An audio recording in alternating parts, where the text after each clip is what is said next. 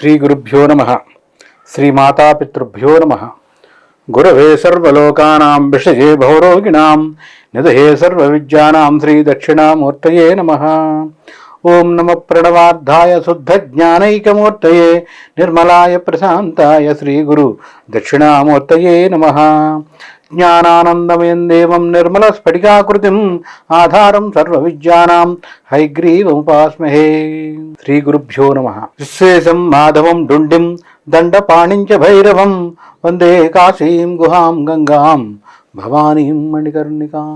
ముందుగా మనం ఈరోజు కార్యక్రమంలో తెలుసుకునేది ఏంటంటే, దాదాపుగా కొన్ని వేల జాతకాలు పరిశీలించిన అనుభవంలో, అంటే ప్రధానంగా శాస్త్రం అనుభవం ఈ రెండింటికి మరి సమతూకంగా చెప్పినప్పుడే మనం చెప్పిన దానికి సార్థకత అనేది వస్తుంది. శాస్త్రంలో ఉన్నది అనుభవికంగా చెప్పేది. ఈ రకంగా పరిశీలించుకుంటే చాలా జాతకాలు పరిశీలించిన మీదట చాలా జాతకాలతో పాటు ప్రత్యేకంగా వైవాహిక జీవితానికి సంబంధించి, అంటే వివాహం అవ్వట్లేదని, వివాహం అయిన తర్వాత నిలబడట్లేదని, లేదా వివాహం అయ్యి పోని నిలబడిన భార్యాభర్తల మధ్య సఖ్యత సరిగ్గా లేకపోవడం అనేది ఈ మధ్యలో ఎక్కువగా చూస్తున్నాం, వింటున్నాం కూడా. ఇక్కడ ప్రధానంగా సమస్య ఎక్కడి నుంచి వస్తుందంటే, చాలామంది చెప్పేటువంటిది ఈ యొక్క కుజదోషం గురించి చెప్తూ ఉంటారు. మీ అబ్బాయి జాతకంలో కుజుడు బాగుండలేదండి, లేదా మీ అమ్మాయి జాతకంలో కుజుడు బాగుండలేదండి అని, లేదా సర్పదోషం అని చెప్తూ ఉంటారు. అసలు వివాహం అవ్వాలి అంటే ఎవరి బలం కావాలి? ముందుగా మీ అమ్మాయియో మీ అబ్బాయిదో జాతకం తీసుకొచ్చి, గురువు గారు అమ్మాయికి వివాహం కావట్లేదు, అబ్బాయికి వివాహం కావట్లేదని కొంతమంది అడగటం జరుగుతూ ఉంటుంది. అసలు వివేక విచక్షణ విజ్ఞానం అని 3 ఉంటాయి. వివేక విచక్షణ విజ్ఞానం అంటే, వివేకం విచక్షణ విజ్ఞానంలో ఎట్లా చెప్తామంటే, అసలు వివాహం అవ్వాలంటే ఎవరి బలం కావాలి, ఇది వివేకంగా చెప్పేది. విచక్షణ అంటే ఏ సందర్భంలో ఇక్కడ మనం ఏ మాట మాట్లాడాలి అనేది విచక్షణ. విజ్ఞానం అంటే దాని మీద పూర్తి అవగాహన ఉన్నప్పుడు, జ్ఞానంతో, గురువు యొక్క అనుగ్రహంతో, అంటే మనకి విద్య నేర్పినటువంటి గురువు యొక్క ఆశీస్సులు లేకుండా ఎంతటి వాడైనా కూడా ఆ విద్య రాణించదు. గురువు యొక్క అనుగ్రహం, కులదైవం యొక్క అనుగ్రహం, ఈ 2 ప్రధానం. ఇక్కడ పరిశీలించిన మీదట ఎవరి బలం కావాలి వివాహానికి అంటే, మొట్టమొదటిగా చెప్పేది మరి శుక్రుడి బలం.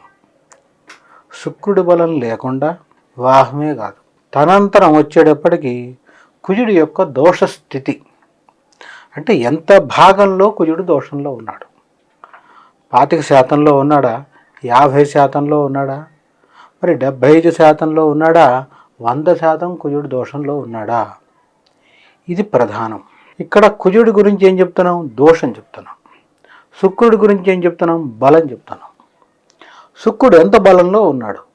శుక్రుడు 25% బలంలో ఉన్నాడా, 50 బలంలో ఉన్నాడా, 75 బలంలో ఉన్నాడా, లేని పక్షంలో పూర్ణ బలం అంటే 100కి 100 బలం ఉన్నాడా? దీని మీద పూర్తిగా నిర్ధారణకు వచ్చిన తర్వాత మాత్రమే ఈ జాతకుడికి పెళ్ళి అవుతుంది లేదా అవదు అనేది ఒక అభిప్రాయానికి రావాల్సి వస్తుంది. లేదా అవుతుంది, అవ్వాలంటే ఏం చేస్తే అవుతుంది. ఉదాహరణ, శుక్రుడు 50% బలంలో ఉంటే ఇంకో 50% మనం ప్రత్యక్షంగా బలాన్ని ఇవ్వాలి. అదే కుజుడు వచ్చేటప్పటికి 50 నుంచి 70% దోషంలో ఉన్నాడు అనుకోండి, ఆ దోషాన్ని 0 చేసే సంస్కారం చేయాలి. దీన్నే మరి విజ్ఞానం అంటాం, శాస్త్రంలో చెప్పేది. అందుకనే విజ్ఞానం, ప్రజ్ఞానం, సుజ్ఞానం అనే మంత్ర భాగంలో కూడా చెప్పబడుతుంది. శాస్త్రం మీద పూర్తి అవగాహనతో చెప్పేటువంటి విధానం. ఆ రకంగా చూసిన మీదట శుక్రుడి యొక్క బలం, కుజుడి యొక్క దోషం, అదే సందర్భంలో కళత్రాధిపతి యొక్క బలం, ఇది చాలా ప్రధానం. 3వది కళత్రాధిపతి.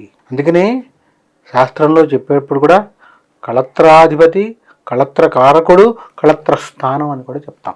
ఈ 3 మీద మరి పూర్తి అవగాహన వచ్చిన తర్వాతే ఈ జాతకుడికి వివాహం అవుతుందా అవదా? అయితే ఎప్పుడవుతుంది? ఒకవేళ బలం తక్కువ ఉంటే అవ్వాలంటే ఏం చెయ్యాలి? లౌకికమైన ఉదాహరణ తీసుకోండి. మీరు సాధారణంగా మనందరం ఒక వైద్యుడి దగ్గరికి వెళ్ళినప్పుడు చెయ్యో కాలో పడిపోయింది అనుకుందాం.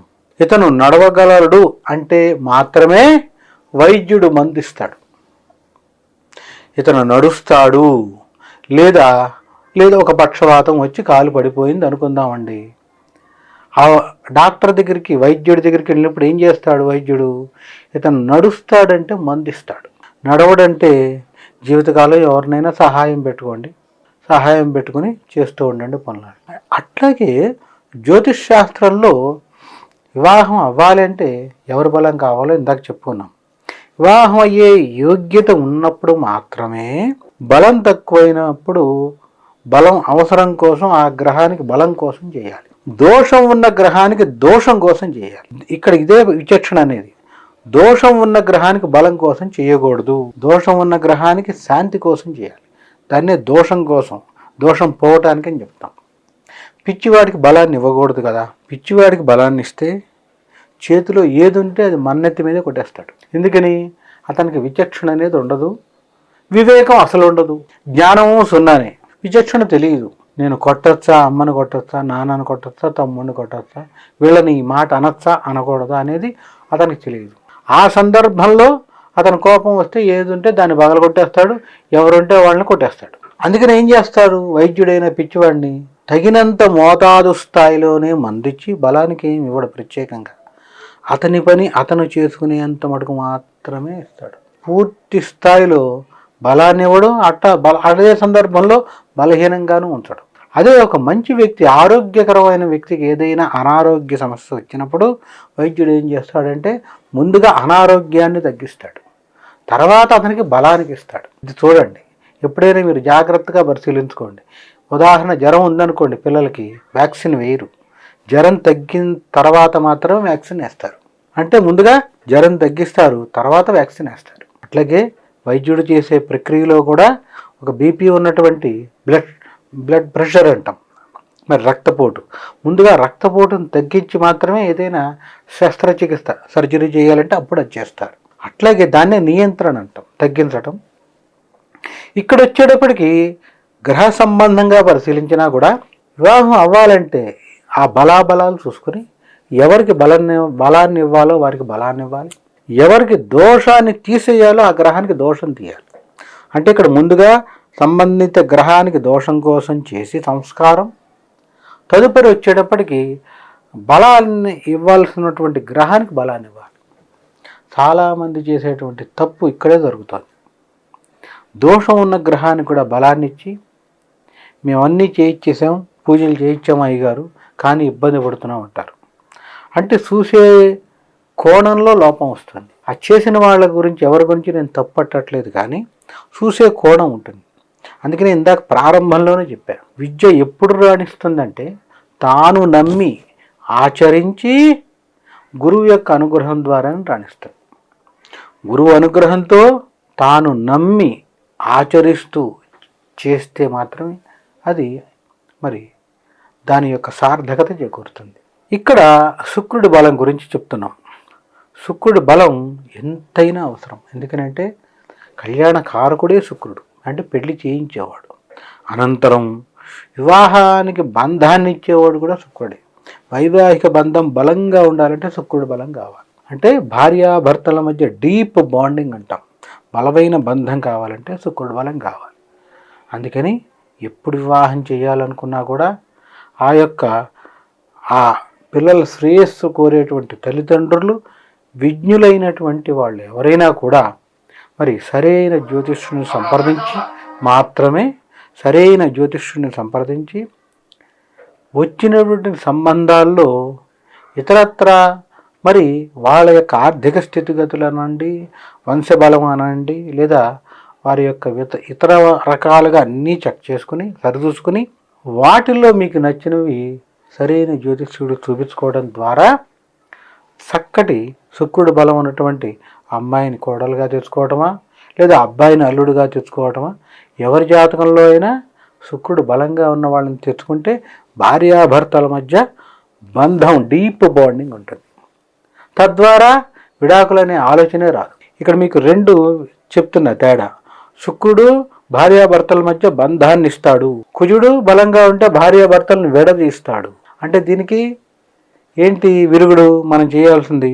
కుజుడు బలహీనంగా ఉన్నా పర్వాలేదు, అల్లుడి జాతకంలో కానీ మనం తెచ్చుకున్నటువంటి కోడలి జాతకంలో అయినా శుక్రుడు బలంగా ఉండాలి. అప్పుడు విడాకులు అనే మాటకే తావులేదు.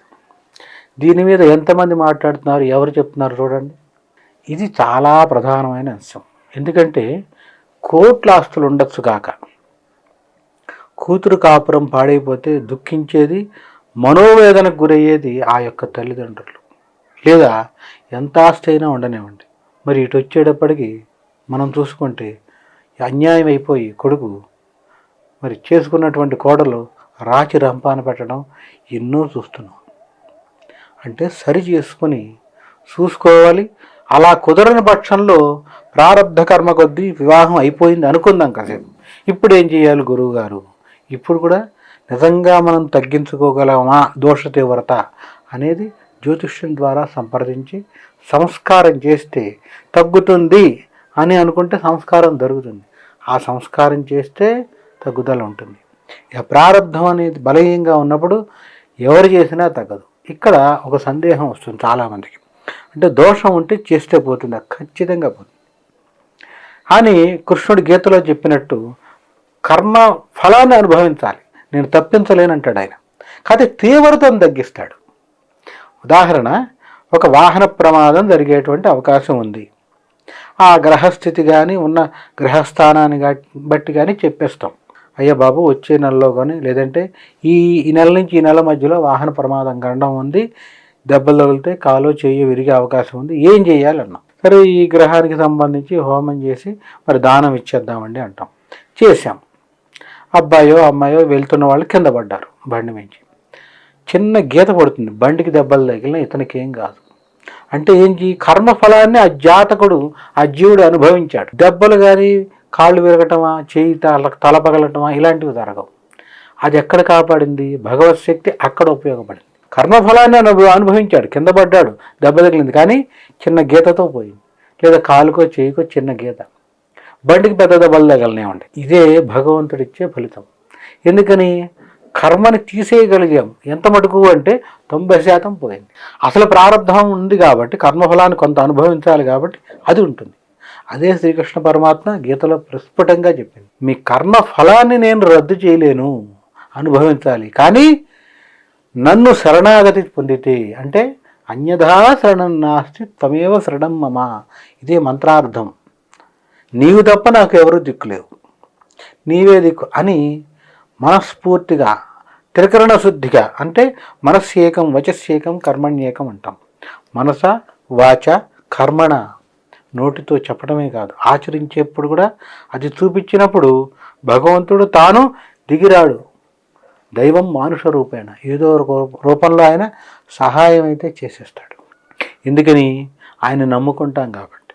ఆ రకంగా మనం చేయటం ద్వారా ప్రారబ్ధ కర్మని 90% పోగొట్టుకోగలం.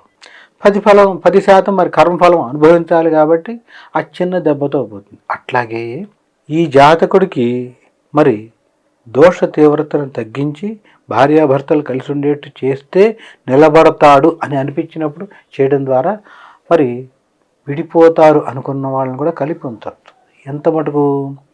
శుక్రుడు బలహీనంగా ఉంటే, శుక్రుడు పూర్ణ దోషంలో ఉంటే, కుజుడు పూర్ణ బలంగా ఉంటే, అంటే శుక్రుడు వచ్చేప్పటికి పూర్ణ బలహీనపడి కుజుడు పూర్ణ దోషంలో ఉంటే, అంటే కుజుడికి వచ్చేప్పుడు 100 బలం, శుక్రుడు 0 బలంలో ఉంటే అప్పుడు వచ్చేప్పుడు కొంచెం కష్టం. ఇందాక చెప్పినట్టు నడుస్తాడన్న వాడినే వైద్యుడు నడిపిస్తాడు. ఆ విచక్షణతో మాత్రమే సంస్కారం చేయాలి. అది హోమం చేసినా దానం ఇచ్చినా ఏ సంస్కారమైనా కొంతమందికి ఇక్కడే సందేహం వస్తుంది, ఏమండి ఎంత చేశాం కానీ మాకేం దక్కలేదు. నిజంగా ఒక్కసారి మనం పరిశీలించుకుందాం. ఇక్కడ కర్మ ఫలం అంటే ఏంటి అంటే ప్రారబ్ధ ఆగామి సంచితాలను 3 రకాలు ఉంటాయి. ప్రతి జీవుడికి జాతకుడికి ఉంటాయి. శుభ అశుభ 2 ఉంటాయి. శుభకర్మలు అంటే మంచి ఫలితాలు, అశుభకర్మలు అంటే చెడు ఫలితాలు వస్తాయి. మనకు దైనందిన జీవితంలో ప్రతి మనిషికి వస్తూనే ఉంటాయి. ఇవి ఎలా వస్తాయి? ప్రారబ్ధము అంటే గత జన్మలో ఈ జీవుడు లేదా జాతకుడు చేసినటువంటి పాపపుణ్యాల ద్వారా ఒకటి, అది ప్రారబ్ధం అంటాం. ఆగామి అంటే మనతో పాటు వస్తున్నటువంటి చిన్నప్పటి నుంచి మనం చేసిన మంచి పని చెడ్డ పని మనకే తెలుస్తుందిగా, మన అంతరాత్మకే తెలుస్తుందిగా. ఇవాళ మనం మంచి పని చేశాను నాయన, లేదా ఇవాళ వీడిని ఇబ్బంది పెట్టామంటే చెడు ఫలితమే. చెడు పనిని నీ అంతరాత్మక నీకు తెలుస్తుంది. పాక్షికంగా నువ్వు సంతోషిస్తున్నావు. వాడికి అన్యాయం చేసి ఈ 1000 రూపాయలు 5000 1,00,000 నువ్వు కాజేసావు అన్యాయం చేసి అనేది నీ అంతరాత్మ నీకు చెప్తోంది. 1,00,000 రూపాయలు నువ్వు కాజేసావు అంటే ఆ కర్మ ఫలితం ఏం చెప్తున్నాడు శాస్త్రంలో? 10 రెట్లు అనుభవిస్తావు. ఇంకో రూపంలో అది నీకు 10 లక్షలు పోనైనా పోతాయి, లేదా అది నీ పిల్లల మీద అయినా పడుతుంది ఖచ్చితంగా. ఎందుకంటే అదే దోషం అంటాం. అందుకనే పూర్వకాలం, ఇప్పుడు వర్తమాన జీవితంలో, ఆధునిక జీవితంలో ఏం జరుగుతోంది అంటే శాస్త్రం చెప్పేవాళ్ళు తగ్గిపోయారు. పెద్దవాళ్ళ ఉమ్మడి కుటుంబం తగ్గిపోయి ఉమ్మడి కుటుంబాల్లో తాత తండ్రితో కలిసే వీళ్ళు ఉండేవాళ్ళు పెంపకంలో కూడా. అందుకని తాత దగ్గర నుంచి తండ్రి దగ్గర నుంచి పిల్లలకి ఉన్నంతలో మంచి చెప్తూ మంచి ఆచరించేట్టు కూడా చేసేవాళ్ళు. మంచి చెప్పడమే కాదు, మంచి చెప్పటమే కాకుండా మంచి ఆచరించేట్టు కూడా చేయించేవాళ్ళు ఈ పిల్లలతో. తద్వారా మరి సంఘంలోకి వచ్చినప్పుడు వీళ్ళు కూడా మంచి చేయటానికి ప్రయత్నించేవాళ్ళు, చెడుకు దూరంగా ఉండేవాళ్ళు.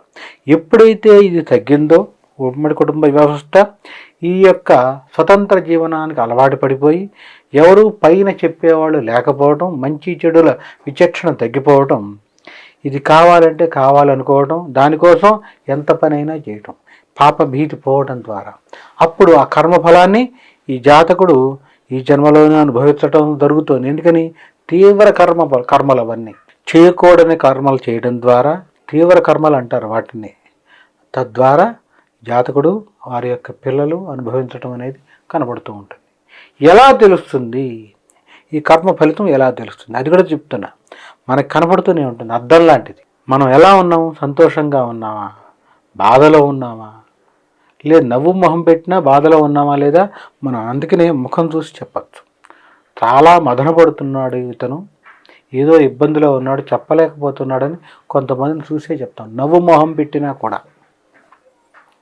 అట్లా ఆ జాతకుడి యొక్క స్థితిగతులన్నీ కూడా దీన్నే ఆగామి అంటాం. ప్రారబ్ధం అంటే గత జన్మలో చేసినవి, ఆగామి అంటే జాతకుడు చేసిన మంచి పనుల ద్వారా మంచి ఫలితమే వస్తుంది. ప్రారబ్ధంలో కొంత అనుభవిస్తాడు, అనుభవించినా తట్టుకునే శక్తి వస్తుంది. ఎందుకని? ఆగామి చేస్తున్న పనులు మంచి చేస్తూ ఉంటాడు కాబట్టి. ఇక సంచితం అంటే ఇందాక చెప్పినట్టుగా సంచి అంటే ఏంటంటే బ్యాగ్, ఇంగ్లీష్లో చెప్పాలంటే 7 జన్మలు మన వంశంలో, మన తల్లి వంశంలో 7 జన్మలు, 7 తరాలు అనుకోండి, జన్మలు కాదు తరాలు. అంటే మన వంశంలోనే తీసుకుంటే మన తాతకి 3 తరాలు, ముత్తాత 4 తరాలు, మన ముత్తాతకి తాత అంటే 7 తరాలు. ఈ 7 తరాల్లో వాళ్ళు చేసిన మంచి చెడుల ద్వారా వచ్చేటువంటి మంచి చెడులు సమానమైపోతే ఏముండదు. మంచి ఎక్కువ ఉంటే గ్రహాలు కూడా మన జాతకంలో శుభస్థానంలో పడతాయి. ఇదే చాలామందికి తెలియదు. ఏంటంటే పుట్టినప్పుడు ఇలా ఉన్నది మార్చొస్తాం, అది మార్చలేము. బర్త్ టైంని ఎవరు మార్చలేరుగా, పుట్టిన జనన సమయాన్ని మార్చలేము. అందుకనే ఇక్కడ ప్రారబ్ధం బలంగా ఉందనుకోండి, నేనే చెప్తున్నా, సిజేరియన్ ముహూర్తాలు పెట్టిన వాళ్ళు చాలామంది ఉన్నారు. కానీ ఆ సమయానికి కాకుండా ముందో తర్వాత పడిన వాళ్ళు కూడా తెలుసు నాకు. పెట్టిన వాళ్ళలో ఒక 100 పెట్టామనుకోండి సిజేరియన్ ముహూర్తం, డాక్టర్ గారు సిజేరియన్ ముహూర్తం పెట్టారండి, మంచి రోజు, మంచి నక్షత్రం, మంచి లగ్నమే ప్రధానం, లగ్నాన్ని బట్టి జీవితం మొత్తం జరుగుతుంది. ఎంతటి వాడికైనా రాశి కాదండి, ఎవ్వరు పొరపాటును కూడా రాశి అనుకోకండి. మాది ఈ రాశి అండి, బాగుందన్నారు, ఎంత బాగున్నా రాశి నుంచి 25 మార్కులే వస్తాయి, లగ్నం నుంచే 75 వస్తాయి.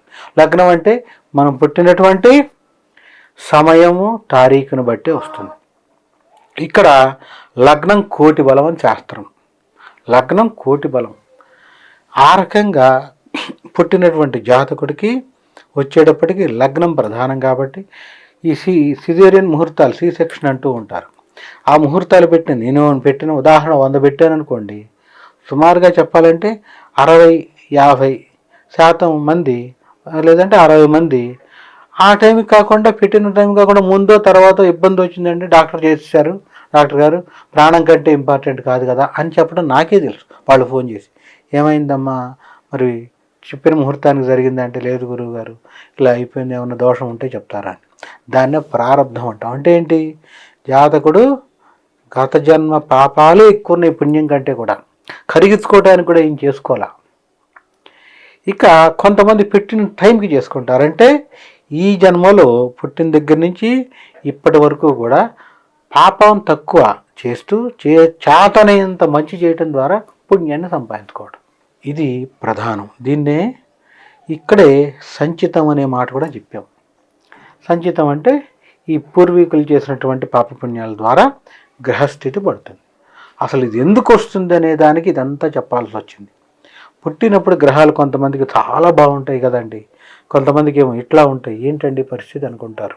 ఈ సందర్భంలో మీకు 4-5 ఉదాహరణలు కూడా చెప్పాలి. అవి నేను మరి ఒక్కొక్క వివరంగా నేను చెప్తాను, దాన్ని బట్టే మీకు కొంత అర్థమవుతుంది కూడా. ఈ సందర్భంలో మనం చిన్న ఉదాహరణగా, కౌరవులందరూ సంహారం అయిపోతుంది.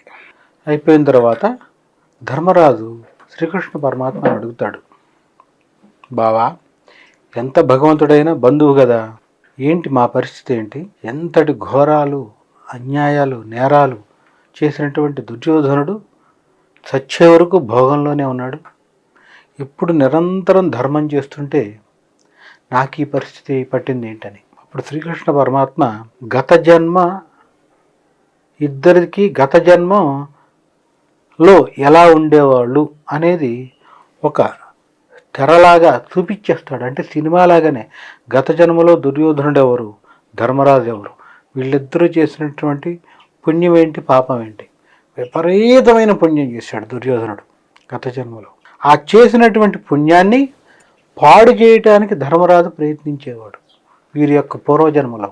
తద్వారా నీకు పాడు చేయడానికి ప్రయత్నించావు పుణ్యం చేస్తున్నటువంటి దుర్యోధనుడిని గత జన్మలో అతనికి, తద్వారా నీకు దోషం పడిపోయింది. పుణ్యం చేస్తూ వచ్చాడు కాబట్టి దుర్యోధనుడికి భోగం పట్టుకుంది. కానీ అతని మనస్సురీత్యా బుద్ధి కర్మానుసారిణి అని చెప్తూ ఉంటాం. ఆ ప్రభావంతో ఈ జన్మలో పుట్టిన దగ్గర నుంచి పాపం చేస్తూనే ఉన్నాడు. పాపం పండాలని చెప్పాడు. చెప్తూనే ఆ పుణ్యఫలాన్ని కూడా అనుభవించాలి అతను. పుణ్యఫలాన్ని అనుభవించే వరకు భోగం ఉంది.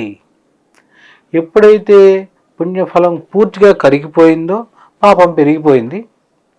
అప్పటి నుంచే దుర్యోధనుడి జీవితం పతనం ఆరంభమైందని చెప్తాడు. అందుకనే మన పూర్వీకులందరూ కూడా ఎవరైనా అన్యాయం చేస్తే తొందరపడి నిందించవద్దనేవాళ్ళు. తోలనాడద్దు, వాడి పాపాన్ని వాడే పోతాడనే మాట మనం ఎక్కువ వినేవాళ్ళం. ఇప్పుడు అసలు ఆ మాట కూడా వినట్లా మనం. ఎక్కడ తొందరపడి మనం కూడా ఎదురు మాట అనేస్తున్నాం. అందుకనే యోగులు, మునీశ్వరులు, పీఠాధిపతులు మౌనంగా ఉంటారు. మౌనంగా ఉన్నప్పుడు ఏం జరుగుతుంది అని చాలామందికి తెలియదు. అంటే ప్రశాంతమైన మనసుతో ఒకళ్ళు మనల్ని నిందించిన, తోలనాడిన, బంధువుల్లో ఉన్నప్పుడు చిన్నతనమైనటువంటి మాట మనల్ని మాట్లాడినా మనం మౌనంగా ఉంటేట భగవంతుడు చెప్పిన విషయమే. అది 10 రెట్లు వేగంగా వాళ్ళకి తగులుతుందట. వెంటనే తగలకపోవచ్చు, కానీ మనం మౌనంగా ఉండు ఆ సందర్భంలో ఉండి వాళ్ళు అనంగానే భగవదార్పణం వస్తుంది, నన్నది భగవంతుడు చూసుకుంటాడని అంటే చాలా వేగంగా భగవంతుడు అతని మీద. అందుకనే మౌనంగా ఉండేవారి పీఠాధిపతుల జోలికి, మునీశ్వరుల జోలికి ఎవరు వెళ్ళరు. వాళ్ళు ఏమనరు, నవ్వుతూ జాగ్రత్త నాయన అని చెప్తారు. అంతటి ద్వేషంగా మాట్లాడిన అతను కూడా జాగ్రత్త నాయన, వీడి బుద్ధి మారేట్టు చూడు స్వామి అంటారు. అంతటి స్థితిలోకి వర్తమాన కాలంలో ఉంటే మన్ని లేదా మన వాళ్ళందరినీ కూడా ఇబ్బంది పెడతారని కొంతమంది చెప్తూ ఉంటారు. అది వాస్తవమే. అందుకనే శ్రీకృష్ణుడు కూడా గీతలో ఏం చెప్పాడంటే, ఇది అధర్మమా ధర్మమా రెండు నీకు తెలుసు అర్జున, ధర్మం అయితే ధర్మంగానే ఉండను. రాముడు కూడా అదే చెప్పాడు కదా. వాళ్ళని చంపినప్పుడు నువ్వు చేసిందే తప్పు, తమ్ముడి భార్యని చెరపట్టావు, ఇది అధర్మం. అధర్మం చేసావు కాబట్టి చెట్టు చాటు నుంచి నేను కొట్టాను. కృష్ణుడు కూడా అదే చెప్తాడు కర్ణుడికి, నువ్వు అధర్మం వైపే ఉన్నావు దుర్యోధనుడితో, నువ్వు చేసిందే అధర్మం, నువ్వు నన్ను ఎలా ప్రశ్నిస్తావు, వేసే అర్జున బాణం, చేతిలో ఆయుధం లేదు, ఎలా చంపుతావు అంటాడు. మొత్తం అధర్మమే నువ్వు చేసిందంట, అన్యాయం అధర్మం చేసినప్పుడు స్త్రీలను కూడా ఇబ్బంది పెడతాడు దుర్యోధనుడు. అందుకనే చెప్పారు ప్రాణ విత్త మానభంగములందు, అసలు ఎట్టి పరిస్థితుల్లో చూపాల్సిందే ప్రతాపాన్ని. రాజువై ఉండి కర్ణుడిని అంటాడు, నువ్వు రాజువై ఉండి రాజధర్మాన్ని ఏం పాటించావు, అందుకని అస్సలు ఉపేక్షించద్దు, ఒక్క సెకండ్ కూడా ఆలస్యం చేయకు, అర్జున బాణం సంధించంటాడు. చేతిలో నిరాయుధుడైనటువంటి కర్ణుడిని చంపేయమంటాడు. అందుకనే మన మీదకి ఎవరన్నా వస్తే వాళ్ళు ధర్మంగా కాకుండా అధర్మంగా వస్తే అప్పుడు మీరు ప్రతిఘటించండి, అప్పుడు మనకు దోషం లేదు. అన్యాయం చేస్తుంటే న్యాయం కోసం ప్రతిఘటించండి, అప్పుడు దోషం రాదు. ఎప్పుడు దోషం వస్తుంది, ధర్మంగా ఉన్నవాడిని దూషిస్తేనే దోషం వస్తుంది, న్యాయంగా ఉండేవాడిని ఇబ్బంది పెడితేనే దోషం మనకు వస్తుంది. ఉదాహరణ, మన స్థలం పక్క స్థలం ఉందండి, నిదానంగా వాళ్ళు ఒక 6 నెలలు లేరు, మనం గోడ కట్టుకుంటున్నాం, కొంచెం జరిపేసాం, 1 అడుగు 2 అడుగులో జరిపేసి, పెద్దవాళ్ళు వాళ్ళు చూసుకోరు, ఇక్కడ ఉండరు, నువ్వు కాజేసావు స్థలం. పాక్షికంగా నువ్వేమనుకుంటావు, అమ్మయ్య నాకు 2 గజాలు ఆక్రమించుకున్న, కొడుకులు ఎట్లాగో ఉండరు పక్కింట్లో, పెద్దవాళ్ళు వాళ్ళు విదేశాలు వెళ్ళారు, మళ్ళీ 6 నెలల తర్వాత వస్తారు, వాళ్ళకేం తెలియదులే, మనం గోడ కట్టేసుకున్నాం అని పాక్షికంగా నువ్వు సంతోషిస్తావు, నీకు బాగానే ఉంటుంది. ఇక్కడ నువ్వు ఎంత ఆక్రమిస్తావు, మహా ఆక్రమిస్తే 2 గజాలు బారు స్థలంలో మొత్తం మీద ఒక 50 గజాలు ఎంతో ఆక్రమిస్తావు. 2 గజాలు వెడల్పు గోడ జరిపేసి, లేదా గజం జరిపావు అనుకుందాం, 3 అడుగులో 2 అడుగులు గట్టిగా ఒక 50 గజాల స్థలం నువ్వు ఇంటి స్థలం ఆక్రమించావు అనుకుందాం. నీ కొడుకులు కూడా విదేశాల్లో ఉంటారుగా, వాళ్ళు కొనుక్కుంటారుగా, వాళ్ళు కొనుక్కున్న స్థలం మరి వచ్చి ఒక 500 గజాలది ఎంతో, ఏదైనా ఉత్పాతం వచ్చో మొత్తం ఇల్లు కూలిపోవటము, ఉత్పాతం అంటే సునామీ. ఇది కాదనుకోండి, ఇతను కొనుక్కున్నదే ఏదైనా డిస్ప్యూట్లో పడిపోతుంది. ఇక్కడ చేసింది కొంచెమే 10 రూపాయలు, అక్కడ పోయింది 1000 రూపాయలు. దీన్నే బలీయంగా వస్తాయి కర్మలు. అందుకనే చాలా ధర్మంగా ఉండమన్న. అందుకని ధర్మంగా ఉండేవాడి జోలికి వెళ్ళకూడదు, అధర్మంగా ఉండేవాడి జోలికి వెళ్ళమని భగవంతుడే చెప్పాడు. అన్యాయం అధర్మం హింస చేసేవాడి జోలికి ఖచ్చితంగా వెళ్ళమన్నాడు. దీన్నే వివేక విచక్షణ అంటాం. దీన్ని సరిచూసుకుంటూనే మనం సంఘంలో వెళ్ళాలి. అందుకని చాలామంది అనుకుంటారు, బ్రాహ్మణుల గురించి ప్రత్యేకంగా మాట్లాడుతూ ఉంటారు కొంతమంది, అందరూ అని చెప్పను కానీ, పనిగట్టును తోలనాడతారు. మంత్రభాగంలో ఒకటి చెప్పబడింది, స్వస్తి ప్రజాభ్య పరిపాలయంతాం న్యాయేన మార్గేణ మహీమహీసః గోబ్రాహ్మణేభ్య శుభమస్తు నిత్యం లోకా సమస్తా సుఖినో భవంతు అని ఏ కార్యక్రమమైనా చివరిలో ఇదే చెప్తాం. గోవులు బ్రాహ్మణులు బాగుంటే అందరూ బాగున్నట్టే అని చెప్తారు. అదేంటండి, షష్ఠి ప్రజాభ్య పరిపాలయంతాం న్యాయేన మార్గేన, న్యాయంగా అన్ని మార్గాల్లో వెళ్తూ గోబ్రాహ్మణేభ్య శుభమస్తు నిత్యం, గోవులు బ్రాహ్మణులు బాగుంటే ఆ ఊరు బాగుంటుంది. అంతే. అర్థం ఏంటి, ఆవుకి ఇబ్బంది పెట్టకపోతే, అట్టగా బ్రాహ్మణుడికి ఇబ్బంది రాలేదంటే ఆ ఊరు సుభిక్షంగా ఉంటుందంటే అర్థం ఏంటంటే ధర్మంగా ఉంటున్నారు ఆ ఊళ్ళో వాళ్ళని అర్థం. అధర్మంగా ఉండట్లేదు, ఖచ్చితంగా సుభిక్షంగానే ఉంటుంది. ఒక బ్రాహ్మణుడు ఏం చేస్తాడండి, చేయగలిగినంత పూజ చేస్తాడు. దగ్గరలో ఆలయం ఉంటే ఆలయంలోకి వెళ్ళి నిరంతరం ఉదయం సాయంత్రం ఆ దేవాలయంలో ఉన్నటువంటి ఆ మూల విరాట్ అంటే ఆర్చామూర్తి అంటాం, ఆ మూర్తికి సేవ చేసి ఇంటికి వచ్చేస్తాడు. అతని పని అదే. లేదా బ్రాహ్మణంలో పురోహితుడు ఉన్నాడనుకోండి, మీ ఇంటికి పెళ్లి చేయించడానికి వస్తాడు, ఉపనయనం చేయించడానికి వస్తాడు, గృహప్రవేశం చేయించడానికి, శంకుస్థాపన, భూమి పూజ, ఇలా మీకు మంచి చేసేటువంటి కార్యక్రమాలు చేసి అతను వెళ్ళిపోతాడు. అతని సంభావన అతనికి ఇవ్వగానే వెళ్ళిపోతాడు. అతని సంభావన ఇవ్వకుండా ఏడిపించారనుకోండి, అది బ్రాహ్మణ ద్రోహం కింద అవుతుంది, అంతకంటే ఏం లేదు. అతని సంభావన ఇవ్వలేదనుకోండి, 5,000 10,000 ఎంతో చెప్పాడు పెళ్ళికి అనుకుందాం, ఇవ్వలేదు, అది ద్రోహం కిందకు వస్తుంది. గోవు ఉందనుకోండి, ఆవు, అతను ఎవరికి అపకారం చేయడుగా బ్రాహ్మణుడు. మీరు ఇవ్వని 5,000 ఇవ్వనంత మాత్రాన్ని మిమ్మల్ని ఏమండవు. పోలే అతని పాపాన్ని అతనే పోతాడు అనుకుని మనసులో బాధపడతాడు, క్షోభ అది భయంకరంగా తగులుతుంది. అందుకనే బ్రాహ్మణ గో ఈ 2 ద్వేషం పనికిరాదు, నిందా పనికిరాదు. గోవు ఏం చేస్తుందండి? ఆవు పాలు ద్వారా వచ్చే చూడండి విశేషం, ఆవు నెయ్యి, ఆవు పాలు, ఆవు నుంచి పంచద్రవ్యాలు అంటాం. అంటే ఆవు పేడ స్థలశుద్ధికి, గోమూత్రం మరి ఆ పుణ్యవచనంలోకి, ఆవు పాలు, ఆవు తేనె, మరి తేనె, ఆవు నెయ్యి, ఆవు పెరుగు, ఇవి పంచామృతాల్లోకి. అభిషేకం కావాలంటే కావాలి, ఏం చేయాలని కావాలి అంటే తాను మరి గడ్డి తింటూ ఇన్ని మంచి పనులు చేస్తోంది గోవు. చూడండి విశేషం. అలా వచ్చేటప్పటికి అందుకనే కామధేను అని కూడా చెప్తూ ఉంటాం. అలాంటి ఆవును కూడా ఇబ్బంది పెట్టారంటే ఆ ఊరు శ్మశానంతో సమానం అంటాం. అలా ఇబ్బంది పెడుతున్నా కూడా, ఆవుని ఇబ్బంది పెడుతున్నా చూస్తున్న వాళ్ళు కూడా దోషం పడుతుంది. అంటే అక్కడ అధర్మం జరుగుతోంది, ప్రతిఘటించండి. అందుకని వీళ్ళని ఇబ్బంది పెట్టద్దురా నాయన అని చెప్తూ ఉంటారు. వాళ్ళు బాగుంటే ఆ ఊరు బాగుంది. అంతేగాని వీళ్ళకి ప్రత్యేకంగా బ్రాహ్మణుల కోసం అని ప్రత్యేకంగా వాళ్ళవే బాగుంటే ఆ ఊరు బాగుంది అని చాలామంది పొరపాటు పడతారు. అది కాదు. ఎందుకని అంటే అతను ఎవరి జోలికి వెళ్ళడం. ఉదాహరణ, అతను కూడా ఎవరి జోలికైనా వెళ్ళాడు అనుకోండి, అన్యాయం చేస్తున్నాడు అనుకోండి, ఖచ్చితంగా ప్రతిఘటించాలి. అన్యాయ అక్రమం ఈ 2 జరిగినప్పుడు ప్రతిఘటించాలి. అప్పుడు మనకి దోషం, ఎలాంటి దోషం రాదు. జాతకాల పరంగా కూడా గ్రహస్థితి దోషంలో పడవు. ఇదంతా కూడా ఎందుకు చెప్పాల్సి వచ్చిందంటే, చాలామంది ఎందుకనండి పుట్టినప్పుడు గ్రహాలు ఎలా పడతాయి నన్ను అడగటం. గ్రహాలు కొంతమందికి చాలా బాగుంటాయండి పుట్టినప్పుడు, మాకు వచ్చేప్పటికి అన్ని పాపస్థానంలో పడిపోయినాయి ఎందుకని అంటారు. ఇది ఎందుకని వస్తుంది అంటే మనం చేసేటువంటి శుభ అశుభ కర్మల వల్ల.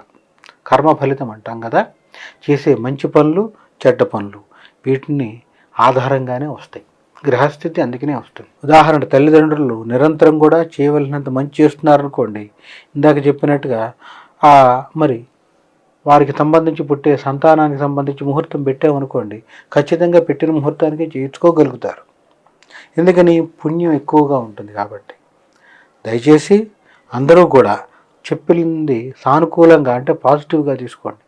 దీంట్లో ఎవరిని నిందించడానికి కానీ, ఎవరిని ద్వేషించడానికి కానీ, లేదా ఎవరిని తోలనాడటానికి కానీ చెప్పేటువంటిది కాదు. దీంట్లో ఉన్న మంచిని తీసుకోండి, ఖచ్చితంగా ఆచరించడానికి ప్రయత్నం చేయండి. అదే సందర్భంలో మీ పిల్లలకి సంబంధించి ఎలాంటి స్థితి అయినా కూడా ఇబ్బంది లేదు. వివాహం అయినా అవకపోయినా, అయిపోయి ఇబ్బందులు పడుతున్నా, పునర్వివాహం కోసమైనా ఎలాంటి సందేహాలున్నా మరి నా నంబర్కి ఫోన్ చేయండి.